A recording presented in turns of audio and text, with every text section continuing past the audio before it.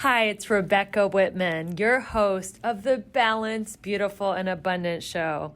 I'm a top rated life coach, an international best-selling author, and a multi-passionate entrepreneur. I'm on a mission to help you go from burned out to balanced, beautiful, and abundant.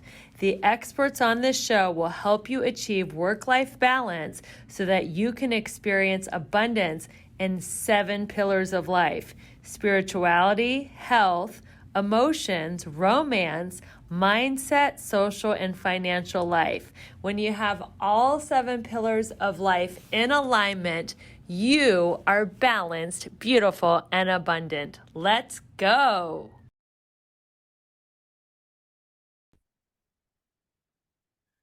Hello, everyone. Welcome to the Balanced, Beautiful, and Abundant Show. I'm your host, Rebecca. We are helping you go from burned out and overwhelmed to balanced, beautiful, and abundant. We have an amazing guest today. His name is Brenden Kumarasamy. Welcome to the show, Brenden. Rebecca, the pleasure's mine. Thanks for having me on the show. Yes, it's so great to have you here. You are someone who is very renowned in the field of communication, and we are going to talk about how to master your talk. So, let me tell my audience a little bit about your incredible background. So, Brenden is the founder of MasterTalk. He coaches executives and entrepreneurs to be top 1% communicators in their industry. He hosts a popular YouTube channel called MasterTalk with the goal of providing free access to communication tools to everyone in the world. Brenden has coached executives from major companies like Salesforce, Amazon, IBM, Morgan Stanley, Verizon, Blue Cross, Deloitte, and many, many more. So, Brenden, tell us a little bit about your origin story. How did you get into the type of work that you're doing? Yeah, for sure, Rebecca. So my origin story started in college. So this is 8, 9 years ago. I never wanted to be a communication coach. I didn't know that was a profession. I actually studied in accounting, funny enough. That was what I always wanted to do because I was really good at numbers and I was really bad at everything else. So I went to business school for accounting. And then in my first semester of college, I started competing in these things called case competitions. Think of it like professional sports, Rebecca, but for nerds. So other guys my age were like playing rugby or soccer or cricket, some other sport you probably wouldn't see me playing. I did presentations competitively, mostly just to get a job at one of the big four accounting firms. But then as I was doing these competitions and as I got older, I started coaching the other students on how to communicate so that they could win competitions. And I accidentally developed a talent for communication coaching. So when I was 22 and I started working at IBM, I was kind of just watching, podcasts of different communication experts on YouTube and on social media. And I was listening to them and I was going, because I coached so many people, I probably coached like 50, 60 people for free, just in college for fun. And I noticed a couple of gaps in what they were sharing and a couple of tips that I had in mind that nobody else was sharing. So I just started making YouTube videos. I called it Master Talk, and the rest is history. So, it all took off when you were providing free YouTube content. I really love that, Brenden, because you did this just to be of service, and people started to follow your coaching and they became, wonderful communicators. So, what was your first success story? Yeah, my first success story. So there's two versions of that question. The first one was like the first student I worked with in competition. But my first paid client was 9 months into when I started Master Talk. So I started in January of 2019, and my first client was in September of 2019. The story behind that, Rebecca, is I went to Summit of Greatness, which is an event in Columbus, Ohio, hosted by a podcaster named Lewis Howes. And I've been a fan of his work for a long time, and I always wanted to attend his event. So I go there and I just like coaching people for fun. Like even if you meet me in person, I'm just asking you about your dreams and going like, "Oh, what did you think about this or that?" So naturally, I was doing it with everyone at the conference because just my personality. And one of them wanted to hire me as their coach, and I was like, "What do you mean?" And they're like, "Yeah, I'll pay you money to be my coach." And that's not really a term I really understood because I just done it for free for so many years until 2019. So I just started helping him. He used to work at Amazon. He started a real estate company. And he lacked a lot of confidence when he was sharing ideas with the world and in investor decks and when he was talking to his employees. So I helped him get rid of his ums and ahs, open his eyes more, bring that voice projection, and now Ludimir is doing very well in his life. So yeah, grateful. Wow, that's fantastic. So, how can people master stage fright? You know, fear of public speaking is the number one fear. I don't know if it's the same in Canada, but in America, the fear of public speaking is worse than death. So, people like to joke people would rather be in the grave than delivering the eulogy. So, how can people overcome their stage fright? For sure, Rebecca. So the frame that I always take is I've always believed, and this is a controversial opinion, that the number one challenge of public speaking actually is not fear. I think fear is number two. Number one is motivation. Why do I argue that? The reason I say that is because there's so many things in our life that were really hard that we were deathly afraid of doing. So I'll list out some examples. Immigrating to a new country, right? Getting your first job, asking somebody on a date, getting married and having children. These are all things that are ridiculously difficult. And yet, we still do it. So now the question is, why? Well, the reason is because the motivation outweighs the fear that that task is associated with. So if I give you the example of dating, yeah, a lot of us, I'm sure, are scared to put ourselves out there and ask people on dates, but the motivation of not being alone our whole life is greater, at least for most of us, than the fear it's associated with. Same thing with immigrating to a new country. That's scary. You're going to a brand new country. You don't know anybody there. You have $20 in your pocket. So why do you do it? Because your motivation to create a better opportunity for your family and for your children is so much greater than the fear. So you do it. But when we think of communication, Rebecca, the challenge is we have the fear, but there's no motivation associated to that fear. So it's like if I ask people, why do you want to be a great speaker? They go, oh, I don't really know. And that's really the key. So for me, the best way to overcome fear is to find a motivation greater that helps us do some of the simple exercise we'll be learning today and push through it. So, I agree. It's important for people to find their why. Why are you an entrepreneur? Why do you want to meet your soulmate? Why do you want to do anything? They say to have a why that makes you cry, something that you can get out of bed with, something that you're so passionate with. So, what is your why, Brenden? For sure, Rebecca, that's a great question. My why is I believe the next Oprah Winfrey, the next Elon Musk is probably a young girl or boy who can't afford a communication coach like me. Because when I was 19 years old and I started working on this, there was no videos back then on how to speak. So I would just watch TED Talks every morning. Obviously couldn't afford a coach to work with me back then. Today I have a bunch of coaches for a bunch, and as you do, I'm sure. So that's the key. But I really wish that the next generation of people who come up, well, they come up growing up to my YouTube videos and my social media content. That's why me and my media team, we invest so much time and effort into growing Instagram, to growing YouTube. Not because I get some clients from it, but today, most of my business comes from word of mouth, right? It's like executives who like worked with me and then they tell all the MBA program friends about me, and that's how I get clients these days. But really, the mission of what I do is how do we empower the whole world to be exceptional communicators? And how do we create frameworks and ideas that make communication easy to understand and easy to implement? Speaking of frameworks, what are 5 tips to be a great public speaker? For sure, Rebecca. So let's start with an analogy, which is communication is like juggling 18 balls at the same time.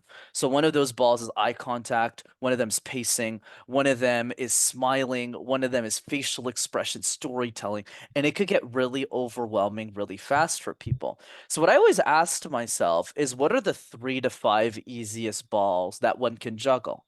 And I call my first three, and I'm happy to give a 4 and a 5 as well, called RQV. So let's go through RQV. Mm-hmm. R stands for, which is ball number one, the random word exercise.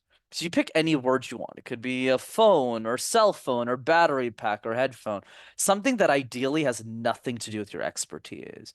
And you create a 60-second presentation out of thin air. So if you take a word like cup, give a presentation on the word cup. So the first couple of times you do this, you're really scared, but over time you get a lot better at it and it serves two key purposes. Number one, for those who are taking notes, if you can make sense out of nonsense, you can make sense out of anything. So you Mm, can talk about that's tweetable. Wait, let's pause the yeah. podcast. If you can make sense out of nonsense, you can make sense out of anything. And that's why the first key is random. That's what the R stands for, to have a random speech about anything. Okay, awesome. All right, keep going. Absolutely. And then the second purpose of the random word exercise, Rebecca, is small talk. You know, a lot of us struggle with small talk, but what is it at the end of the day? It's two strangers having a conversation and going through a list of questions that either person prepared for, like neither of them did. So if you do the random word exercise, you have a cup and a xylophone and all these random things. It's going to be easier for you to think on your feet when you're just having regular conversation with people. And I've seen that a lot with the people I've worked with, and even people who just do it. Like, if you just do it 100 times, I get texts all the time, and there's a lot more confident. Number two, Q, which stands for the question drill. So when Mm. I got started, Rebecca, I remember this for a few years ago. I'm a little bit better on podcasts, besides the fact that I talk too much, so I'm not a good host. I'm a better guest. But when I was on my first couple of shows, I remember how scared I was, and how because I was really young at the time when I started interviewing. I think I was 21 or 22, and some guy asked me, Brendan, where does the fear of communication come from? And I looked at the guy and I was like, I don't know, man. Tokyo, Dubai, New York City. You tell me, man. And I was really embarrassed because I didn't know I know it now, but like at the time I didn't. So what did I do differently? And I'll throw it back to you, Rebecca, for number two, is every single day I answered one question that I thought the world would ask me about my expertise. But if you do that once a day for a year, you could do this with job interviews, you could do this with like, tell me about yourself or something. If you do that for a year, you'll have answered 365 questions and you'll be bulletproof. There you go. So where does the fear of public speaking come from? Yeah, so there's different theories on this. Some that are more academic based, some that are more research based. I use more anecdotal examples to explain this. So let's think about it, Rebecca. Where do we start for most of us as human beings? Whether you live in the US, whether you live in Canada, whether you live in India, where do you start presenting in a formal setting? And the answer is middle School. school. Yeah. Exactly, right? Bang on, right? School, middle school, high school. But here's the catch, Rebecca. All of the presentations we do in middle school, where we're starting to learn communication in a formal way, has three fundamental problems, major problems to it. The first one is all of those presentations are mandatory. So you don't wake up in the morning and say, "Hey, Rebecca, you want to get breakfast and present all day?" Nobody says that. Nobody does that. Number one. Number two is you never get to pick the topic. So it's never, hey, Rebecca, hey, Brenden, what are you passionate about? Are you passionate about abundance, about helping people live a balanced, beautiful, abundant life? No, you got to talk about Shakespeare and poetry Right. and the Renaissance. So it sucks. And number three, which is the worst thing of all, and it so shocks me that people do this, is that every presentation, 100% of them, Rebecca, are tied to a punishment. So if you don't do a great job, not only do you not get your pat on the back, you basically get a slap in the face. Where, hey, by the way, if you don't do well in this presentation, you're going to lose your marks and this is going to happen to you. So we grow up believing over and over and over again through repetitions of hundreds of mandatory presentations, of punishment, of not presenting something we actually like, into believing when we're adults that communication is a chore when it really isn't. Great. I love it. I would say that fear of public speaking comes from fear of what other people think, and caring more about what other people think about you than what you think about you, and what God thinks about you, to be spiritual, whatever you call that, a spiritual part of your life. So to overcome public speaking and to overcome a lot in life, it's just learn, and it's a muscle not to care what people think. And I'm sure it's easier said and done, but people fall in love with you when you're being authentic. Even if you like drop your papers or fumble or say, I'm really nervous. I've heard so many speakers say, I'm really nervous. And your heart just goes out to them, like calling attention to, okay, I'm nervous, but I'm excited to be here, something like that. Or like comedians, like they always call out the elephant in the room, right? Like if they're, have a certain look or accent or anything, they like just call it out right away, get it out of the way. Okay, let's go back to the V. We got R is random word exercise. Q is question. What does the V stand for? Absolutely, Rebecca. And I completely agree with what you said as well. Authenticity is so important too in presentation. So well said. Yeah. And number three is video messages. Video messages. Oh, Right. okay. So here's the drill. It's very simple. Pick somebody you love. Pick somebody you love in your life. It could be a best friend from college. It could be a sibling. It could be one of your siblings' child. It doesn't matter what it is. Who it is, I mean. Send them a quick video message. Don't overdo it. Don't redo the video. Just do it once and just say one thing you're grateful for them for. I take this to another Oh, level and I call this BVM. So BVM stand for birthday video message. So I literally have a Google Calendar that tells me whose birthday it is in my client base or business partners or best friends of mine. And I put a silly birthday hat on that I bought for $15 on Amazon, Rebecca, and I send them birthday video messages. And that's all I encourage people to do. If you do that a few times a day, it's fun. It also makes the world a better place and makes you a better communicator. do you do an original message for everyone or just have one video that you send out to everyone? Original message for everyone. But it's the same script though, but it's a brand new video. So it'll be like, "Hey Rebecca, guess whose birthday it is today? It's yours." And then I say one thing while I'm grateful for them. Yeah. And you do this every day for someone in your life? Yep, that's correct. So like this week, we're recording today on March 11th.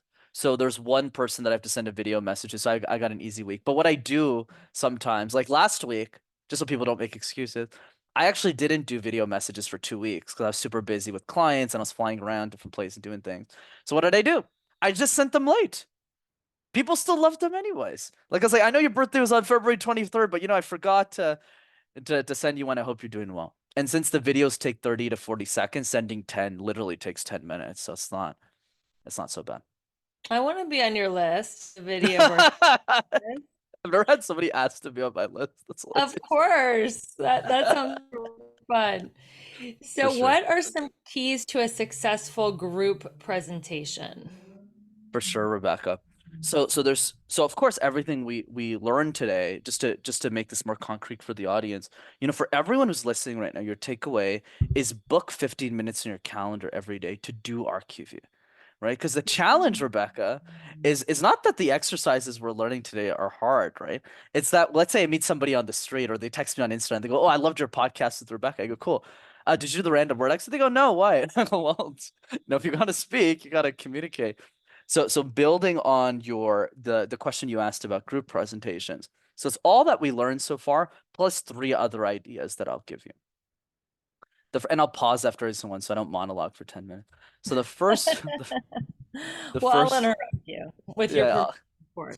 Oh, Okay. please, please. I That's have even I'm ready to write this down. So this is if you're taking notes on this amazing interview, how to give an awesome group presentation with speaker coach to the stars, great. Brenden Kumarasamy. Okay, I love let's have it. I'm ready. it. Of course, Rebecca, I love it. So the first point is what I always tell people is even when you're not speaking, you are speaking. So what does that mean? So let's say you're giving a group present, which I define as multiple speakers giving a presentation together, right? So let's say two or three people giving a speech. So let's say it's James, Julia, and Jerome. James starts presenting, he's finished his part, and then Julia starts talking. But because James knows what Julia's going to talk about, he's not really paying attention. He's kind of looking at his watch, he's looking at the sky, he's wondering, man, what am I going to eat for lunch today? And that is a big mistake. Why is that? Because as your audience, when you're watching the team, if James is looking all around the place, the mindset the audience member has is, I mean, James has spent 3 months working on this presentation with Julia. If he's not interested in what Julia has to say, it's probably not worth listening to. So that's mistake number one. Even when you're not talking, be sure you're nodding, you're smiling, and you're there because you're speaking the entire presentation, even if you're not actually talking the entire time. That's number Good one. distinction. Okay, number one is listen to all the other speakers. Got it. Absolutely. Number two. Number two is as the leader of the group, you're only as good as the person who does the poorest in your group presentation. So it's important, especially for those of you listening to the podcast, I anoint you the leader of whatever group you're going to present in front of. So you need to take responsibility and understand what are the strengths and the weaknesses of each speaker. And what I do when I do group presentations, if I'm doing it with multiple partners, I'll try and figure out what are the parts that they have the least amount of comfort with, and I will take on those parts so that their life is a lot easier when they're presenting. This is especially true in corporate where you have to give like big sales presentations and you kind of go off of what is everyone else struggling with, you take that on. And then finally, number three is have a robust system for Q&A. Q&A standing for questions and answers. So what does that mean? You could have the best presentation in the world, but if you get to Q&A and your team members and you start disagreeing on the questions that the audience starts asking, you are dead in the water. Yes. Right. Dead in the water.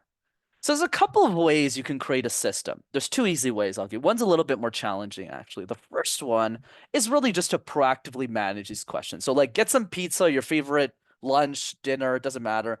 When the presentation is done, before you give it, but it's prepared, and you sit down, you just ask yourself a question. What do I think my audience will ask us about this presentation? And then we brainstorm together. And then we come up with answers. Oh, who do you want to who wants to answer this type of? Are we aligned on what the answer to that question would be? And the second piece is a strategy I teach called Q&A Master, which is very simple. Let's say you have three members who are standing in front of an audience, Rebecca. The best person at answering questions takes the questions. So let's say John in the audience has a question. He'll say something like, "Thanks for the question." And he'll look at his team members. And this is very subtle. I learned this when I was 19, is that the other teammates, if they wanted to answer the question, they put their hands in front of their body. And if they don't want to answer the question, they put their hands behind their body. So the master knows who's able to answer. So he'll quickly do that, filter and go, "Hey, Julia, why don't you do?" And he'll equally distribute out the questions. And if both all of their hands are behind their back, the master answers the question. That's it. There you go. So when you're giving a group presentation and somebody's not paying attention, maybe they're on their cell phone or they're sleeping, do you address that person directly or do you just ignore it? Absolutely. So the question for you, Rebecca, is that a member of the audience or a team member that is presenting with you? A member of the audience. Member of the audience. I I mean, I guess it depends on the scenario that we're presenting in. Let's say it's like a keynote scenario where you're kind of like giving a group workshop. I wouldn't address it, but I would more reflect on why is it that people aren't paying attention. I'll give you a common example. Like, for example, when I present my speaking presentations to accountants, I know they don't really value communication that much. They made all their money from crunching numbers.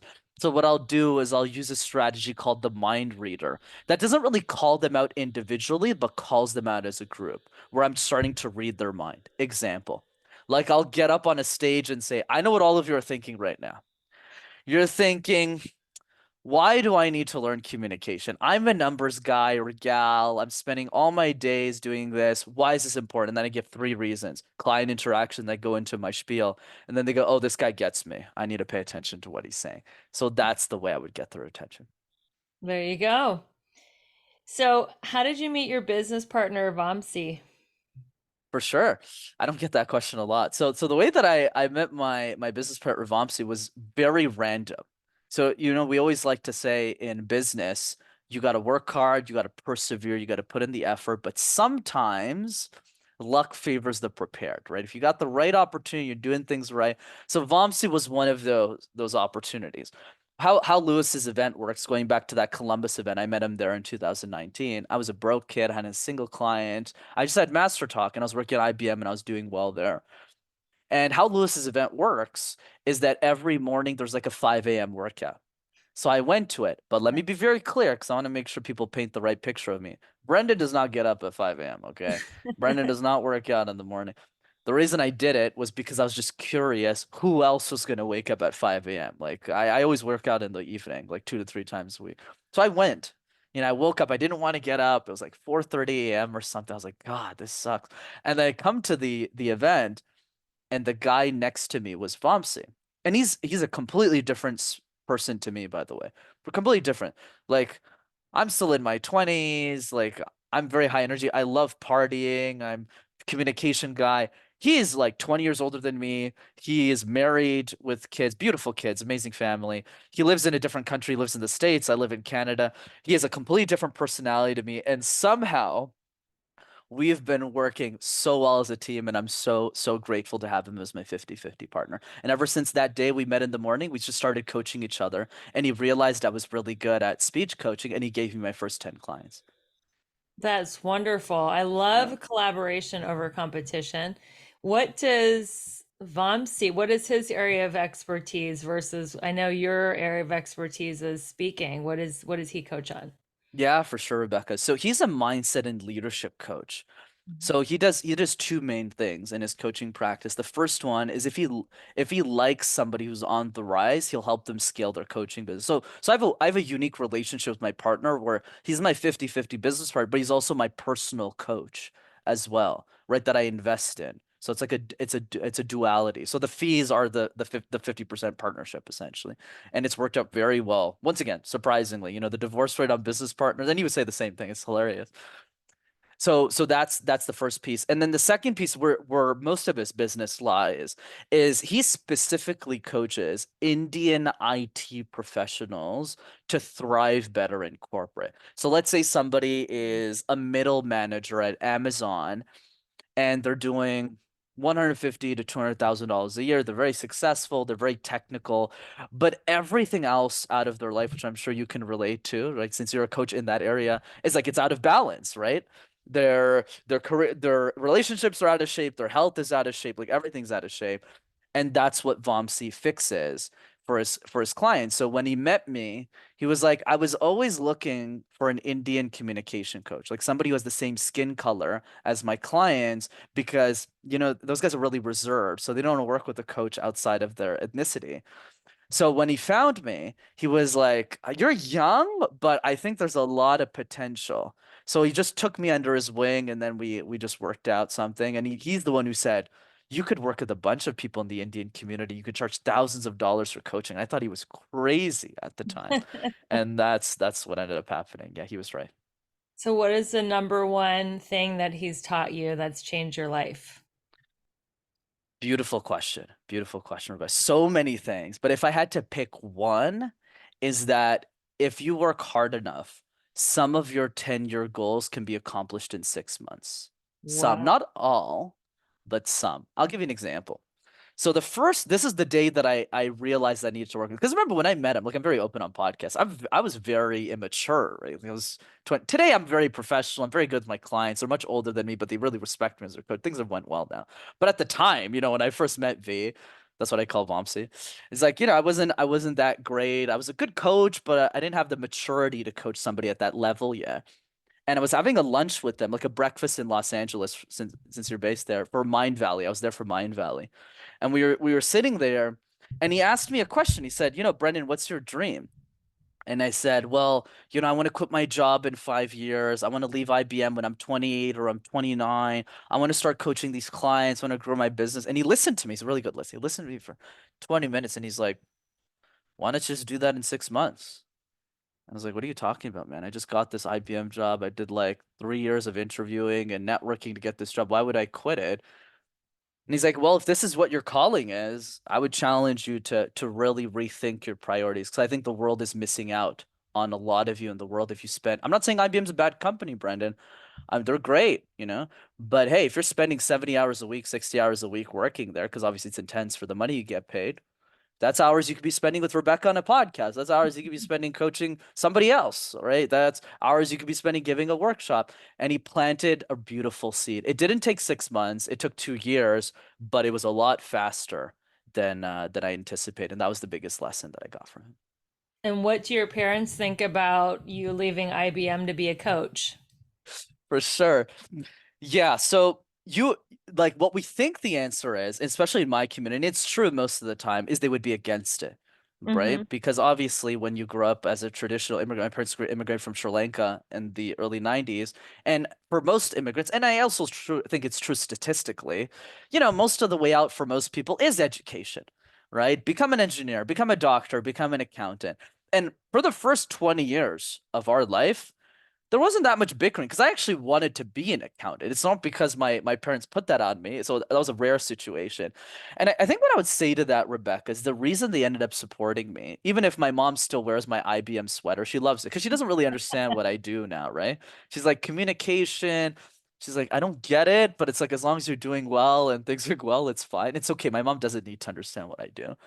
But I think what I found, this is my advice also to people who have significant others, to people who have kids, to people who have families, or just with their parents, in my case. It's really about creating the actions and the decisions in your life that earns their trust. So yes, did they think my business was going to work? Probably not. Did they understand it? Definitely not. But the reason they ended up coming to terms with it is because the decisions that I've made previous, like my history leading up to that decision was aligned. I got the degree. I got the job. I paid off our family debt, right? When I was very young. I retired my mom when I was 22 or 23, Great. right? Not because I was rich, because like in Montreal, rent is 800 bucks a month. You just live together. It's done. You just retired, right? So when it was time for me to go, and I was having a lot of challenges at IBM, not because it was a bad company. I love the people. I still love the people. I still in touch with them, but it's like the work was getting really hard. Like the technology implementations, everything's getting very technical. I didn't understand anything, and I was miserable the last 6 months. And I told my mom, I said, hey, look, the business is growing. I made 20, 30K without even doing anything outbound. If I put all of my energy in this, I can make this work. And she said, I'm not really sure, but you know what, son? I trust you. Just go for it. And I jumped ship. I almost went bankrupt, but I made it work. Took a year, but we got there. Wow, that's a great story. Yeah. So, speaking of stories, how do people tell their personal story in a very compelling, engaging way? Do you have any advice on storytelling? Yeah, great tie-in, Rebecca. So let's start with Les Brown's quote, which is never make a point without telling a story and never tell a story without making a point. What I does, like. yeah, it's good. But the problem with that quote, Rebecca, is sometimes when people listen to that the first time, they don't really get it. Like it took me like a few times. I had to reread the quote like five, six times. I had to listen to Les say it a few more times. And let me translate the brilliance of Les Brown. So what Les Brown means is that every great story, Rebecca, often has a lesson attached to it. We all have that friend in our life who comes up to us and goes, Rebecca, you won't believe what happened last week. And you're like, yeah, what happened? And then like 20 minutes into the conversation, they keep talking. You're like, wait, what happened? Like, I don't get it. Like, where's the lesson? They just keep going. We're just being nice to them, so they keep talking, but you're like, I don't. So we all have that friend, right? In our life, or at least we used to. So for me, the advice with personal stories is to always start with the lesson first. Make a list of lessons or takeaways, whether it's something funny, whether it's something educational that you want to teach people. So I'll use myself as the example. So let's say, which is my key outcome every time I'm on a podcast, every time I'm giving a workshop, even every time I'm coaching a client, it's really the same outcome, which is I want, well, by the time we're done, I want people to fundamentally believe that they can be exceptional communicators. So that's the lesson. So now we backtrack to what is the story that then ties into the lesson. So there's different stories I've tried, the stories of different people. I tried stats. It doesn't really work for me. It doesn't work for the audience. I got to memorize all these numbers. It's fine. I'll let someone more academically sound than I am do that, who has like a PhD in communication. But then I thought, wait a second, what about my own personal story? Like, which is in a nutshell, like if I'm keynoting, it's like a whole 10-minute story. I'm like sobbing, blah, blah, blah. But like in a podcast, I won't do that. So it'll sound more like three big challenges in my life. One, I had an accident at birth when I was born, so I have a crooked left arm. So whenever I was speaking, like especially when I was younger, people would always stare at my arm. They want to look at my face, and that's also true today. But I'm a lot less self-conscious about it. That's number one. The second piece, I have a degree in accounting, Rebecca. It's literally the opposite of speaking. And the third piece is for those who don't know, I live in a city called Montreal, and Montreal is a city where you need to know how to speak French, which is a language I did not know. But my parents sent me to French school because I needed to learn the language. So my whole life I presented in a language I didn't know. So if I could become a great speaker, I think anyone else can. And that's how you tie both. That's great. So, when you're on a podcast, do you have like a tip for telling your story, like a short version? versus Yeah. version, which is I your keynote? I love this question, Rebecca. Man, you're great at this. I've been on hundreds of shows. I wish somebody asked me that question. That's such a good one. So I have different theories on this, but the answer really depends on the intention of the host. Mm, Depends on the intention of the host. So let me give you one that works 90% of the time, and in a rare 10% of the time, you give the longer version. So in 90% of cases, you want to give what I call the short form personal story. So like for example, when you asked me about my origin story, I didn't go on a 10, 15-minute monologue about my life. Oh, I was born here. I did this when I was two. Or else you as the host would be like, this is not valuable for the audience. Like why yes. right. Not to discredit that person's Right. life, right? It's Right, it's of more right. course. Right. It's just about you got to balance both because people are listening to you talk on a podcast. So you need something short. So like when you asked me my origins, I kept it short, right? It's like, hey, I went to college, this happened. But really what you're asking me is like, how did your origin story lead to the person that you are today and what you're doing today? That's essentially the point. Yes. So you get there. So it's like a 2, 3 minute version. 10% of cases, actually, I would even say 5%, it's very rare, where a couple of things need to happen. One, you need to be famous enough as a guest where the host, when they ask you about a person, you start talking, they don't want to interrupt you because the host, the audience is interested in that story. Example, if you're interviewing Cristiano Ronaldo, he could monologue on 20 minutes per You don't even need to ask questions. Like people will just listen. Like when J. Cole is talking about his gangster days and the Bronx that he grew up in, or LeBron James is talking about his life in the he could go on for 30 minutes. Nobody's going to interrupt. It's LeBron James. Like we all want to hear what he has to say. So there's a couple of conditions that need to be met. One, you either need to be famous in your industry, like a Gary Vee. He could ramble for 30 minutes, nobody would care. Right. And the which most people, including me, right, are not there yet. We have some fame, but we're not Gary Vee yet.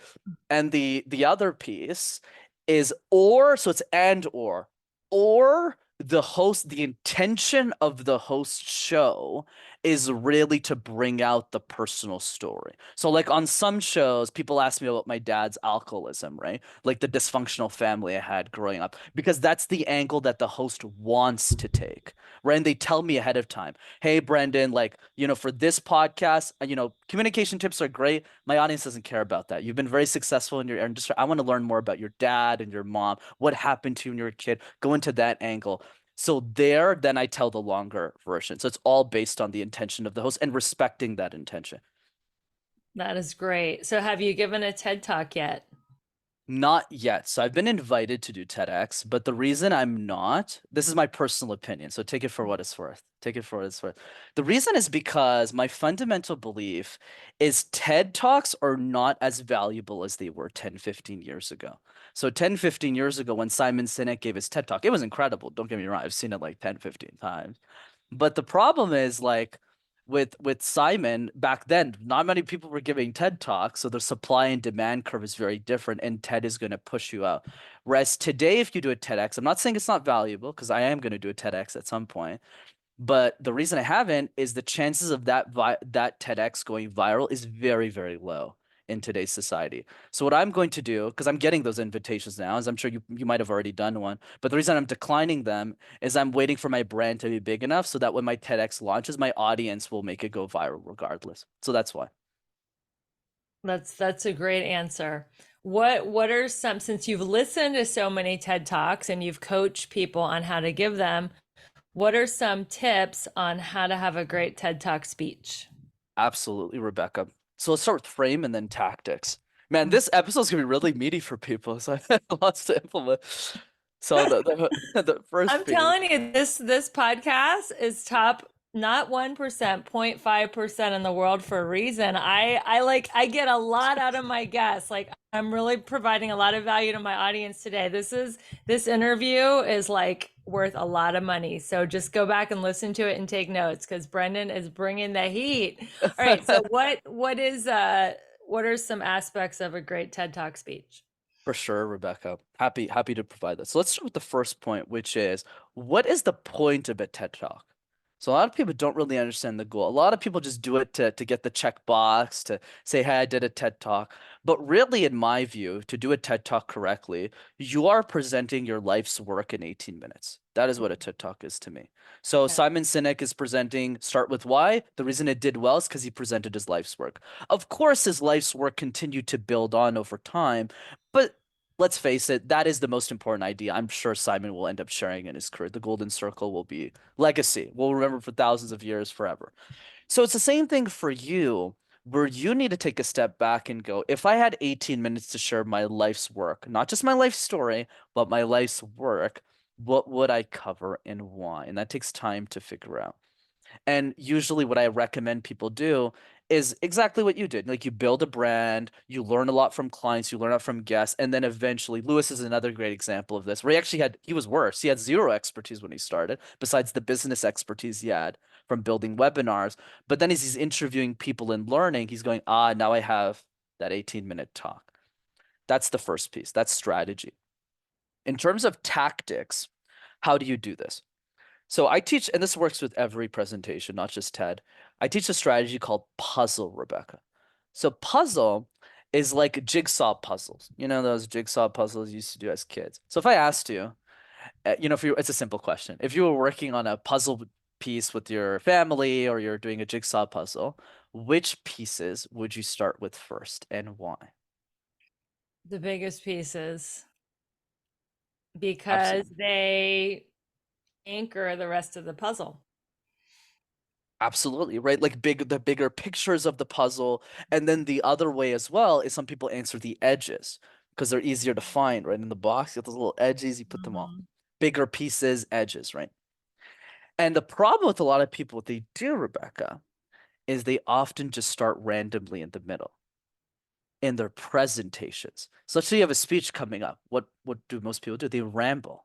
They ramble throughout the whole thing, and then the last slide sounds like, yeah, so thanks. Not the right approach. So instead, what you want to do is you want to tackle your TED Talk like a jigsaw puzzle. Start with the edges slash bigger pieces first. Just write your intro, the first 2 minutes, and present that intro 10, 20 times. But Brenden, 10, 20 times is so much work. Your introduction's 2 minutes. This is a 20-minute exercise, people. It's not that long.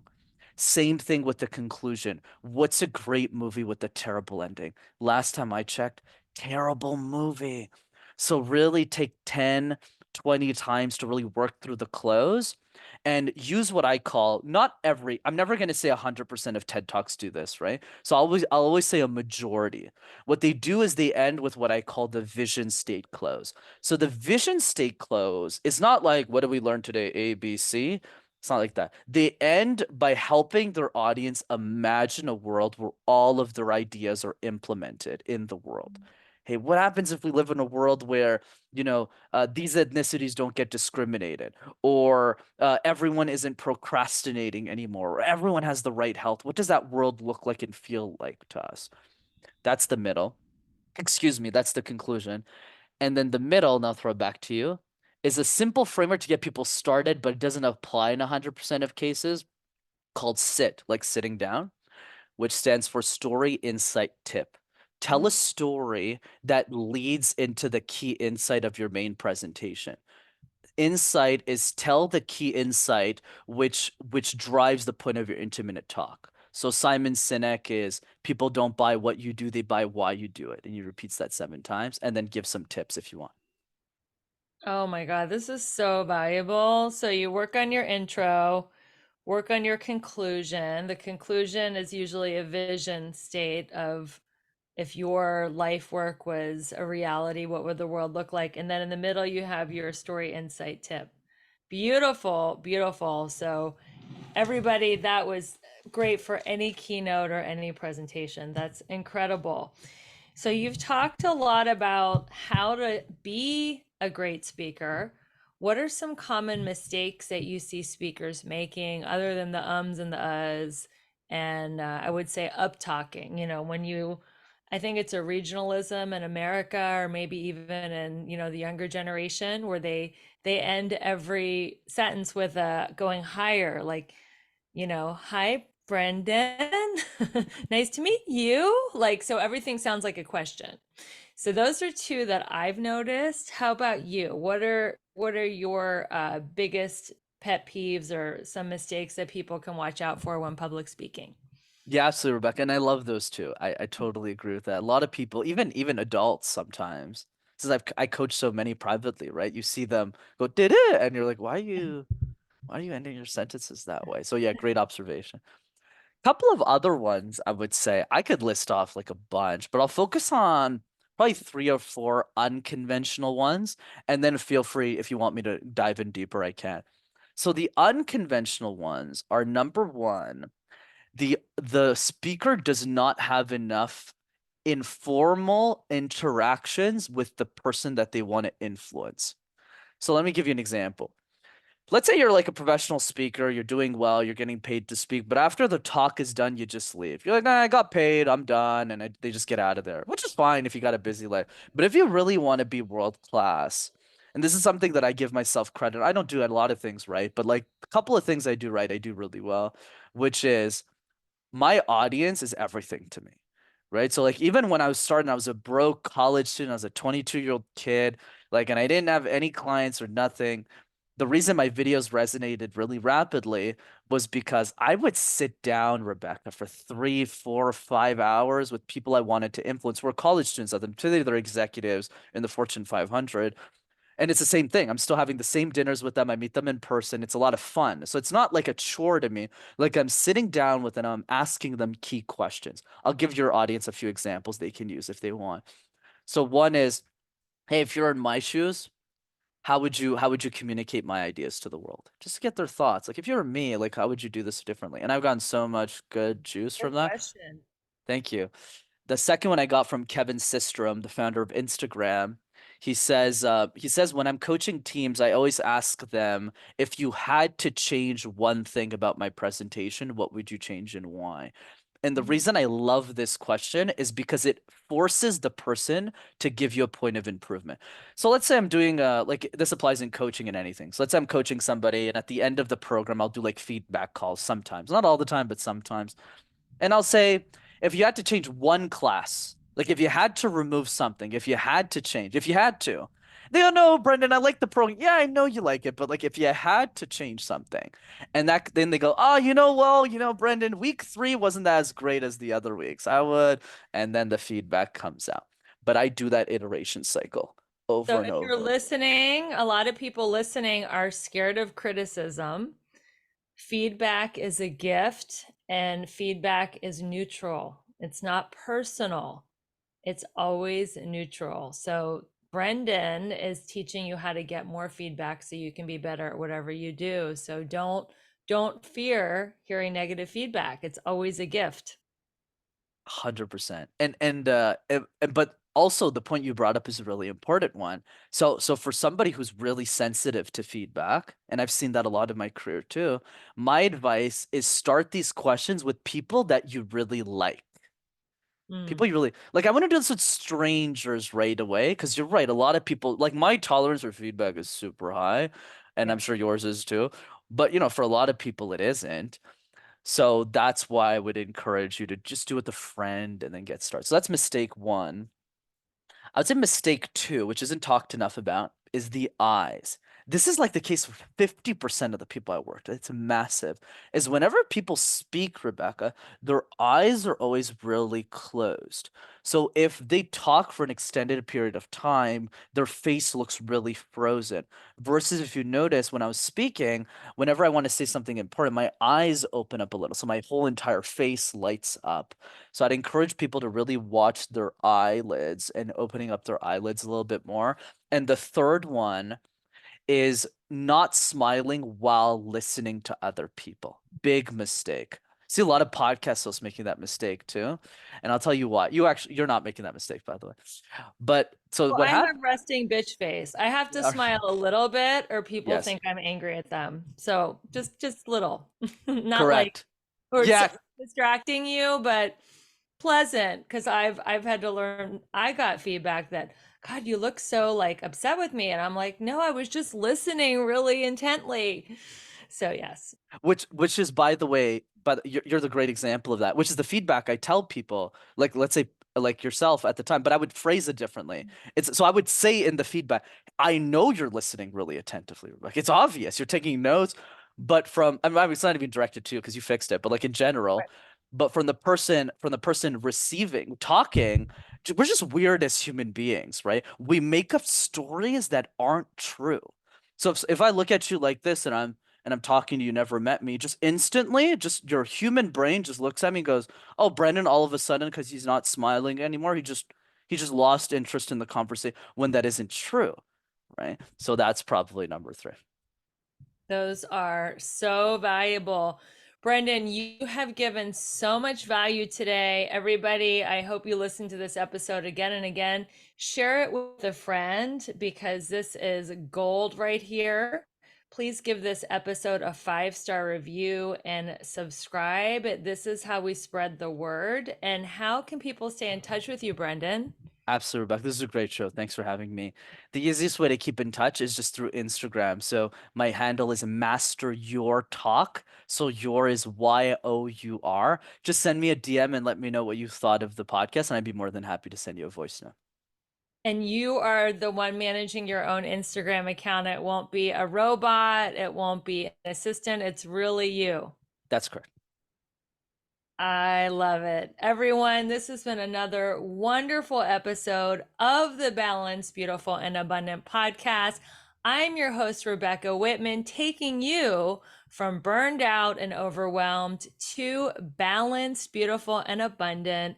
And until we meet again, keep your vibe high and magnetize.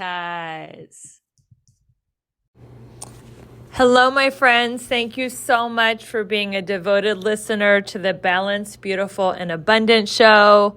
I so appreciate your subscription, your reviews, sharing this podcast with your friends. And if you feel called to work with me on a personal level, I want to invite you to my Elegant Warrior training. It is starting in mid-January. I will personally help you get all 7 areas of your life to a level 10. That includes your spirituality, your emotions, your romantic life, your financial life, get your mindset on track, make sure you have a great community. And this is a 7-week group coaching class. If you want to learn more about it or just meet me, I would love for you to schedule a complimentary breakthrough call.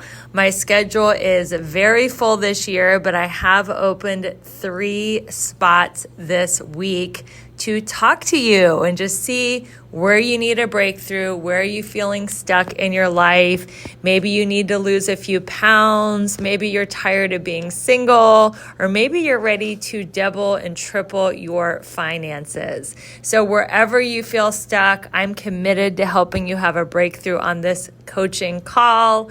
Go ahead and click the link in the show notes in the link tree to schedule that breakthrough call. And if you're interested in learning more about Elegant Warrior training, I am happy to talk to you about it live, or you can always reach out through my email. Talk to you soon. Keep rocking your goals and keeping your vibe high, and I'll see you next week with another incredible guest.